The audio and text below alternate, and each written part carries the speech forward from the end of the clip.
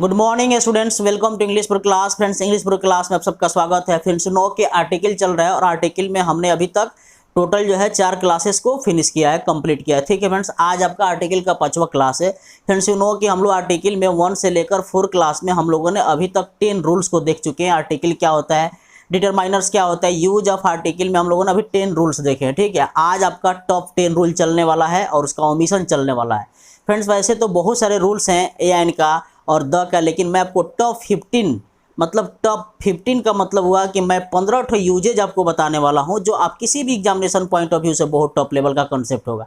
आप ज़्यादा से ज़्यादा रूल्स पर ध्यान ना देंगे, आप अधिक से अधिक वैल्यूएबल रूल्स पे ध्यान देंगे। ठीक है ना, मैं आपको पोथा नहीं पढ़ाने वाला हूँ, कुछ अच्छा चीज़ बताने वाला हूँ जो आप किसी भी कंपटीशन में जाएंगे, किसी एग्जाम में जाएंगे, किसी भी लेवल के एग्जाम में जाएंगे, आपका वहाँ पूछा जाना निश्चिंत है। ठीक है फ्रेंड्स, तो आइए आज की क्लास में उस क्लास को आगे बढ़ाते हुए हम लोग शुरू करते हैं। ए एंड के यूज में रूल नंबर 11 क्या कहता है। आपसे रिक्वेस्ट है कि प्लीज़, आप प्रीवियस क्लास को ज्वाइन नहीं किए थे तो मैंने इसी क्लास में उसका लिंक दे दिया, आप जाकर वहाँ प्राप्त करिए फ्रेंड्स। ठीक है ना, क्योंकि अभी तक मात्र जो है अभी 4 ही क्लास चले, आज 5वां क्लास होगा, अभी और 2 4 5 क्लास चलेंगे जो आपको हमेशा हमेशा के आर्टिकल का कंसेप्ट क्लियर हो जाएगा, कभी फिर लाइफ में प्रॉब्लम नहीं आएगी, मैं प्रॉमिस करता हूँ। इसके बाद मैं आपको 40 to 50 मतलब 50 ठो मैं आपको प्रैक्टिस सेट देने वाला हूँ, 50 क्वेश्चंस देने वाला हूँ जो प्रैक्टिस सेट के लिए होगा, जो किसी भी एग्जामिनेशन पॉइंट ऑफ व्यू से अच्छा होगा। ठीक है फ्रेंड्स, तो आइए शुरू करते हैं। रूल नंबर 11 का आता है कि ए एंड का प्रयोग प्रति है ना, प्रति हो या प्रत्येक के हिसाब से हो तथा प्रत्येक की दर से हो के अर्थ में किया जाता है। जब भी किसी हिंदी से प्रति आ जाए या प्रत्येक के हिसाब से आ जाए तथा प्रत्येक आ जाए तो वहाँ हम किसका प्रयोग करते हैं फ्रेंड्स, ए एंड का प्रयोग करते हैं। जैसे एग्जांपल आ गया, ही रन्स, क्या आएगा friends, he RUNS, he runs 5 kilometres, 5 kilometres NH, he runs 5 kilometres NH, मतलब वह 5 किलोमीटर प्रति घंटा के हिसाब से दौड़ता है। ठीक है ना, तो आप यहाँ एंड का प्रयोग करेंगे। आगे मैंने आपको रोल बताया था कि जिसमें आवर्स का मतलब, आवर का मतलब होता है घंटा, तो उस एच का साइलेंट है, इसलिए एंड का प्रयोग करेंगे। तो इसका हिंदी आप लोग ध्यान देंगे कि जहाँ प्रति आएगा, प्रत्येक आएगा, प्रति के हिसाब से आएगा, प्रत्येक के दर आएगा, वहाँ हम किसका प्रयोग करेंगे, ए एंड का प्रयोग करेंगे। जैसे I bought, BOUGST, I bought SUGAR, sugar है ना, 40 rupees, RUPEES, 40 rupees a KG, है ना, मतलब मैंने 40 रुपये प्रति केजी के हिसाब से 1 केजी क्या खरीदा, शुगर खरीदा, तो 1 केजी। यहाँ इस तरह से, जहाँ इस तरह का अगर वर्ड आते हैं, इस तरह के सेंटेंस आते हैं, तो आप किसका प्रयोग करेंगे फ्रेंड्स, ए एंड का प्रयोग करेंगे। जहाँ प्रति आएगा, जहाँ प्रत्येक आएगा, वहाँ किसका प्रयोग करेंगे, आप ए एंड का प्रयोग करेंगे। अब चलिए हम लोग रूल नंबर 12 देखते हैं। कितना रूल नंबर, आज की क्लास में हम लोग 12 रूल देखते हैं। चलिए आज की क्लास में हम लोग 12 रूल देखेंगे। ठीक है फ्रेंड्स, देखिए आज की क्लास में हम लोग कितना रूल देखेंगे, 12। रूल नंबर 12 कहता है एक्सक्लामेटिव सेंटेंस में व्हाट के बाद सिंगुलर काउंटेबल नाउन के पहले ए एंड का प्रयोग किया जाता है। एक्सक्लामेटिव सेंटेंस में व्हाट के बाद, एक्सक्लामेटिव सेंटेंस में व्हाट के बाद जो है ना, सिंगुलर काउंटेबल नाउन के पहले किसका प्रयोग किया जाता है, ए एंड का प्रयोग किया जाता है। जैसे एग्जांपल लिख रहे हैं, परीक्षा में बहुत बार यहाँ से क्वेश्चन आया हुआ है, व्हाट इस तरह से आएगा, what dash BOY boy he is, exclamative sentence है और यहाँ ऑप्शन दिया जाएगा, पहला में ए, बी में ऑप्शन दिया जाएगा एन, सी में ऑप्शन दिया जाएगा द, और डी में ऑप्शन दिया जाएगा ऑल। तो आप बताइए फ्रेंड्स इसमें क्या होगा, what dash boy he is, तो यहाँ ऑप्शन हो जाएगा आपका A, what a boy he is. मैंने आपको बताया था कि एक्सक्लामेटिव सेंटेंस में व्हाट के बाद जब सिंगुलर काउंटेबल नाउन आता है तो उसके पहले ए और एन का प्रयोग किया जाता है। और आप बहुत अच्छा से जानते हैं कि यहाँ एन का यूज नहीं होगा, ए का यूज होगा। इसका मतलब क्या लड़का है वह। ठीक है फ्रेंड्स, जैसे इस तरह के एग्जांपल आ जाएगा, what a girl she is, what a girl she is, क्या लड़की है वह, है ना, इस तरह का सेंटेंस आ जाएगा। जैसे आ गया व्हाट, यहाँ लिखा है what dash IDIA, what dash idea, idea, IDIA, what dash idea लिखे हैं। तो बताइए यहाँ क्या होगा, व्हाट एन आइडिया हो जाएगा ना फ्रेंड्स। व्हाट एन आइडिया मतलब क्या एक आइडिया है। तो इस तरह का सेंटेंस आप लोग बना लेंगे ना फ्रेंड्स। तो इस तरह से जब भी अगर एक्सक्लेमेटिव सेंटेंस आता है और उसके पहले उस व्हाट के बाद अगर सिंगुलर काउंटेबल नाउन आता है तो उसके पहले किसका प्रयोग करते हैं फ्रेंड्स, ए और एन का प्रयोग करते हैं। रूल नंबर कितना है 12। अब हम लोग रूल नंबर 13 पढ़ेंगे 13। ए एन के यूज में हम लोग रूल नंबर कितना पढ़ेंगे फ्रेंड्स, 13 रूल पढ़ेंगे जो बहुत ही इंपॉर्टेंट होने वाला है। आप हर रूल्स को, हर एक एक रूल को आप ध्यान से पढ़िए, अच्छा से पढ़िए, मन लगा के पढ़िए, बहुत अच्छा से आपको समझ में आएगा। थोड़ा सा पता नहीं आज इनको क्या हो गया है कि मिट नहीं रहा है।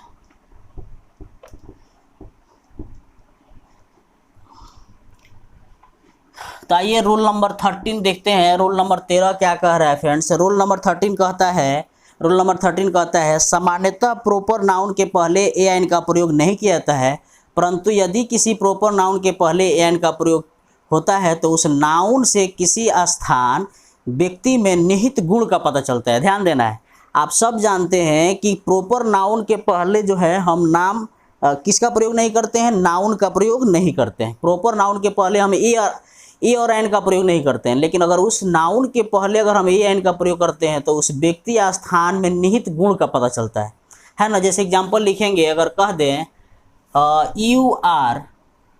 यू आर, अगर कह दें you are a Ram, you are a Ram, ऐसे सेंटेंस तो होता नहीं है, लेकिन अगर किसी ने लिख दिया या कहीं लिखा हुआ तो इसका क्या मीनिंग समझेंगे, यू आर ए राम, इसका मतलब आप राम एक राम नहीं है, आप राम की तरह हैं। ध्यान देना है, अगर कह दे यू आर राम तो आप सेंटेंस सही है कि आप राम हैं, लेकिन अगर वही सेंटेंस में आ गया कि यू आर ए राम, आप राम की तरह हैं, इसका हिंदी हो जाएगा। जैसे लिख देंगे he is a SHAKESPEARE, he is a Shakespeare, वह एक शेक्सपियर है। इसका मतलब ये नहीं कि वह शेक्सपियर है। अगर कह दें ही इज अ शेक्सपियर तो हो जाएगा वह शेक्सपियर है, लेकिन वही अगर सेंटेंस में कह दें कि ही इज अ शेक्सपियर, इसका मतलब हुआ कि वह शेक्सपियर की तरह है। आपको ध्यान देना है, जैसे सी इज अ प्रियंका चोपड़ा, तो आप ये ना समझेंगे कि वह प्रियंका चोपड़ा है, वह प्रियंका चोपड़ा की तरह है। तो आप समझ गए, प्रॉपर नाउन के पहले यदि लग जाता है तो आप समझ लेंगे कि उस नाउन का बोध नहीं होता है, उस नाउन में उपस्थित गुण का बोध होता है, माने किसी दूसरे की जो गुण होते हैं उसमें दिखता है। अगर कह दिया जाए कि यू आर ए संतोष, तो इसका मतलब आप संतोष नहीं हो, तुम संतोष की तरह हो। तो इस तरह से रूल आप समझ गए। आपको हर एक एक रूल पर ध्यान देना है फ्रेंड्स। अब आइए हम लोग रूल नंबर कितना पढ़ेंगे 15, कितना पढ़ेंगे 15 ठो।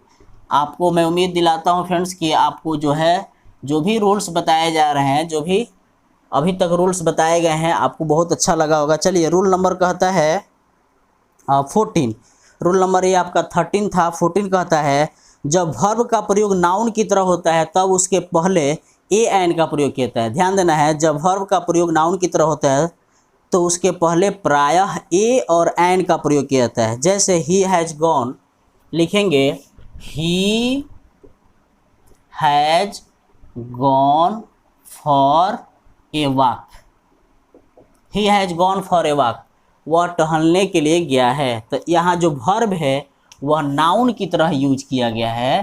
तो जब भी कभी सेंटेंस आता है तो आप यहाँ फॉर ए वॉक लिखेंगे, हैव अ डिनर लिखेंगे। अगर इस तरह का सेंटेंस आ गया कि he has gone for WAL के वॉक, तो यह सेंटेंस रॉन्ग हो जाएगा। आपको ध्यान देना है, कभी इस तरह का सेंटेंस नहीं हो सकता है कि he has gone walk, he has gone for walk, इस तरह का सेंटेंस नहीं होगा। कभी भी इस तरह का सेंटेंस नहीं होगा कि he has gone for walk.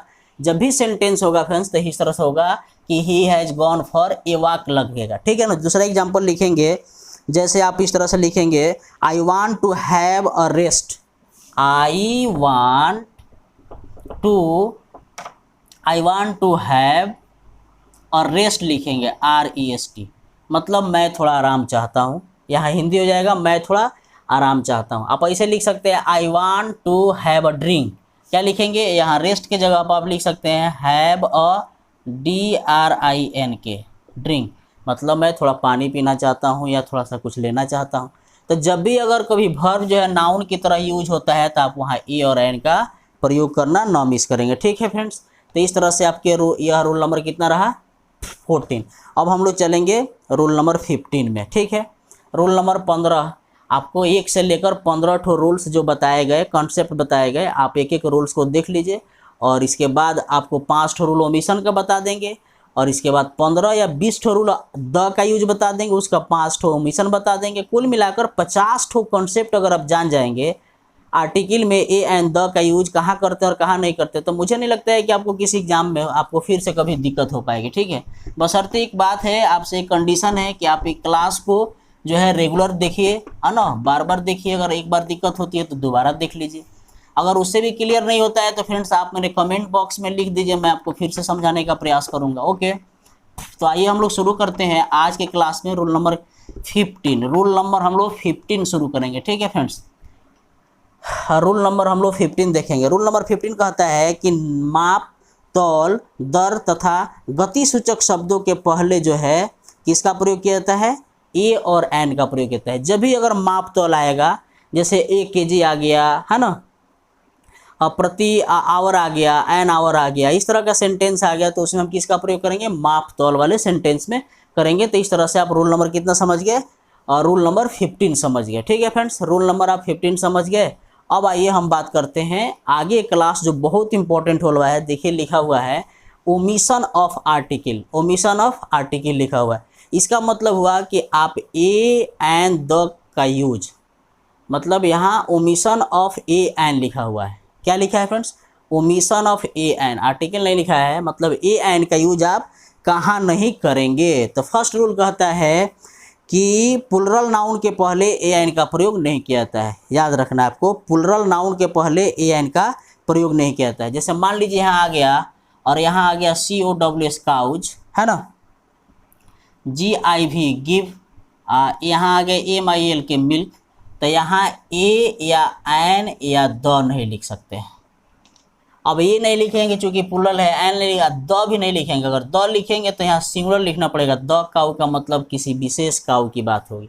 पूरे जाति का बोध कराने के लिए द काऊ, यहाँ काऊ नहीं हो सकता है, पूरे जाति का बोध कराने के लिए द काऊ लिख सकते हैं, मतलब गाय। तो ध्यान रहे, जब भी अगर प्लुरल नाउन आता है तो उसके पहले हम ए एन का प्रयोग नहीं करते हैं और दी का भी प्रयोग नहीं करते हैं, आपको ध्यान देना है। ठीक है फ्रेंड्स, अब हम रूल नंबर 2 बताते हैं कि ए और एन का प्रयोग कहाँ नहीं करते हैं। किसी व्यक्ति, शहर, राज्य, देश, दिन, महीना के पहले ए एन का प्रयोग नहीं किया जाता है।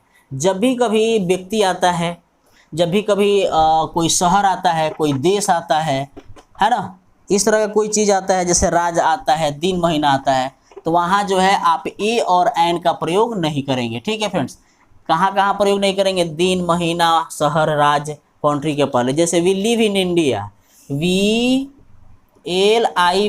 Live in INDIA, we live in India. आप ऐसे नहीं कह सकते हैं कि we live in the India, आप ऐसे नहीं कह सकते हैं। ठीक है फ्रेंड्स, तो आप जब भी अगर इंडिया आ गया, मतलब राष्ट्र आ गया, राज्य आ गया, दिन, महीना आ गया, तो वहाँ हम किसका प्रयोग नहीं करते हैं फ्रेंड्स।